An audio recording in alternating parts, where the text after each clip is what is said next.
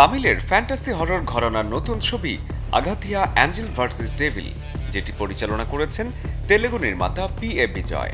সিনেমার গল্পে দর্শকদের নিয়ে যাওয়া হয় ৮৪ বছর আগের প্রেক্ষাপটে, যেখানে জড়িয়ে আছে শুধুই অত্যাচারের গল্প।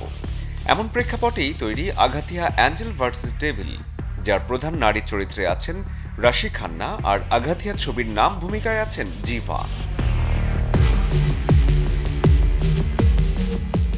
রাজস্থানের মরুভূমির ছোট্ট একটি গ্রাম খেজাদি। গ্রামবাসী বেশ সুখে শান্তিতে দিন পার করছিল, কিন্তু হঠাৎ আদেশ আসে গ্রামের গাছ কেটে ফেলার। রাজার এই অন্যায় আদেশের প্রতিবাদ করেন বিষ্ণুই সম্প্রদায়ের অমৃতা দেবী।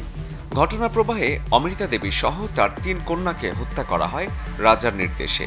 ১৭৩০ সালে ঘটে যাওয়া এই সত্য ঘটনা অবলম্বনে নির্মাণ করা হয়েছে সিনেমা সাকো 363। সিনেমার প্রধান চরিত্রে আছেন গ্রেসি সিং, ফিরোজ ইরানি এবং সুরজ বিষ্ণই।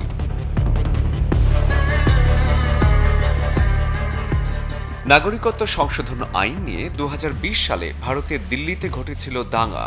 আইন বিরোধী বিক্ষোভের সময় ২৪ ফেব্রুয়ারি রুদ্ধশ্বাস ১২ ঘণ্টার ঘটনাগুলো নিয়ে সাজানো হয়েছে 2020 দিল্লি সিনেমার গল্পের চিত্রনাট্য। গল্পটি সেই দুর্ভাগ্যজনক দিনে একটি জায়গায় আটকে থাকা দুজন ব্যক্তির কথা বলে। পুরো ছবিতে নেই কোনো কাট, তাই থ্রিলারের সেরা অভিজ্ঞতা দেবে 2020 দিল্লি। ৩টে ছবি বলিউডের প্রেক্ষাগৃহে মুক্তি পেতে যাচ্ছে ২৮ ফেব্রুয়ারি।